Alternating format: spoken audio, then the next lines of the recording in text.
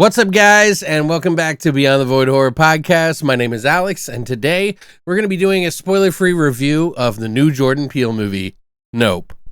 Let's get into it.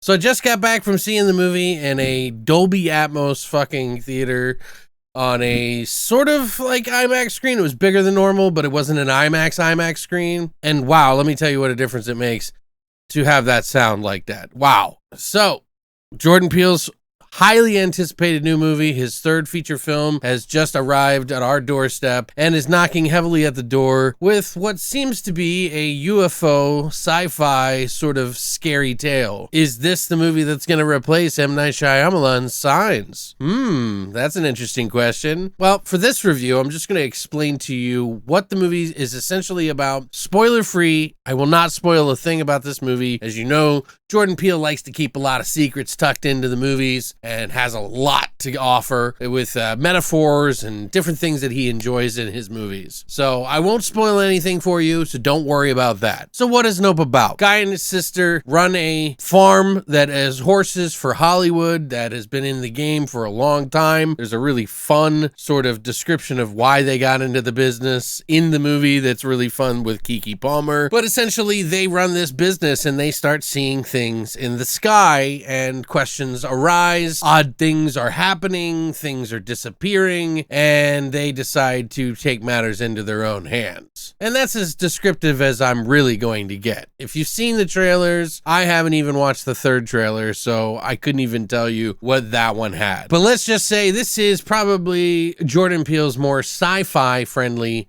film than his other ones. You will not guess the ending of this movie. And I don't think anybody was expecting what they got in this movie, for better or worse. You know, some people I've heard say that they weren't really fond of it. And to be honest with you, I hate to say it up front, this is my least favorite Peele film so far. But this movie was done to be a spectacle. This movie is a spectacle. They shot it in a way that is no doubt why they wanted to have this at the IMAX theater, because some of these shots just beg for you to experience this movie like that. I highly recommend going to an IMAX. I highly recommend going to the biggest theater that you can go to with the best fucking sound that you can possibly find.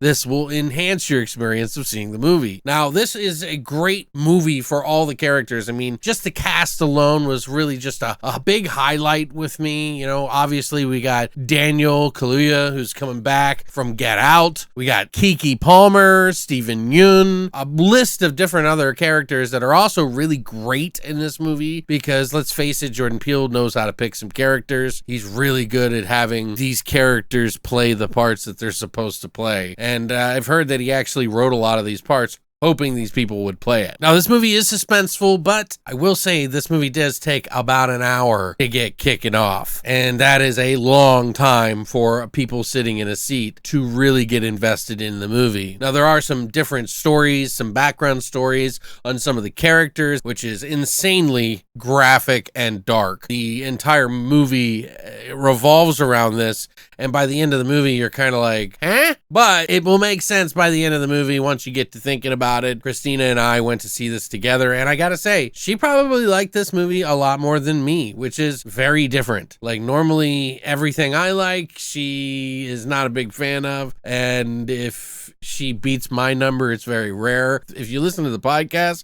and you love her opinion, this might be a great movie for you. For me, I'm somewhere a little bit lower. I'm probably at like a 7. And I feel like I need to see this movie again because there are a lot of really great things. The cinematography, the characters, the writing, the acting, everything is firing on all cylinders here. It's just when I got to see the Jordan Peele sort of reveal, I was not expecting what I saw, and it kind of took me out of the film entirely. So That's the very difficult thing for me right now, is to try to kind of nail that down. Now, maybe if I watch it a second time, I'll have a different vibe about it, but initial thoughts were the reveal was less than stellar for me. But it's still a big spectacle. It's just going to boil down to whether or not that spectacle is what you are okay with. You know, we know that there's going to be some sort of crazy twist to this, and I knew that there was going to be more to the story. I was not expecting it to go where it went. There are obviously so many metaphors in this film that you're just going to have to pick apart this film after multiple watches,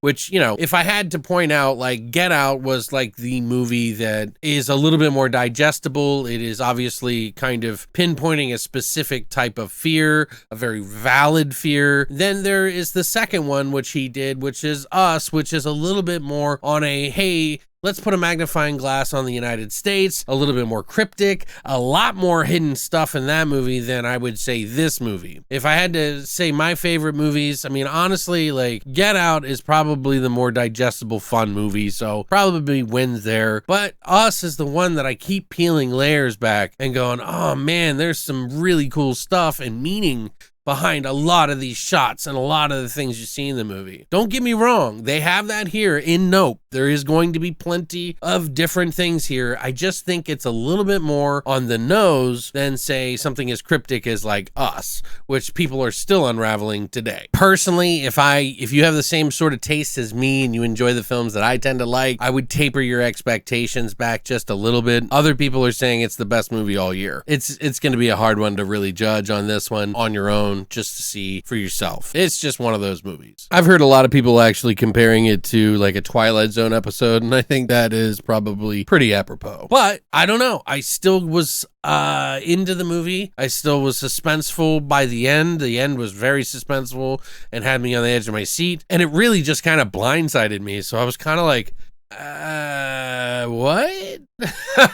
It's not that I didn't understand it. It's just, it's hard to explain without spoiling it. You just have to see the movie. Once you do, though, I would love to hear what you thought of that reveal. We'll just call it the reveal. You can say that down in the comment section. Don't spoil this for anybody. I don't care how much you want to talk about it. This is not the place for that in this video, but I would love to hear your cryptic sort of messaging on it, and let me know what you think. Again, I would say that this movie deserves a 7 out of 10. I think that it will be higher for some, it will be lower for others. If you're a fan of Jordan Peele, like I am, I'm a huge fan. I've enjoyed his first 2 films immensely. This is a little bit of a step down for that. I know that there are always people out there who are just kind of picking on Jordan Peele about some of his stuff over the most minute things. I am not one of those people. I am a huge supporter of what he's done so far, and I think this is worth seeing in the big theater. Even if it isn't for me, I think it is a spectacle of a movie that should be watched on the biggest screen possible to get the most maximum punch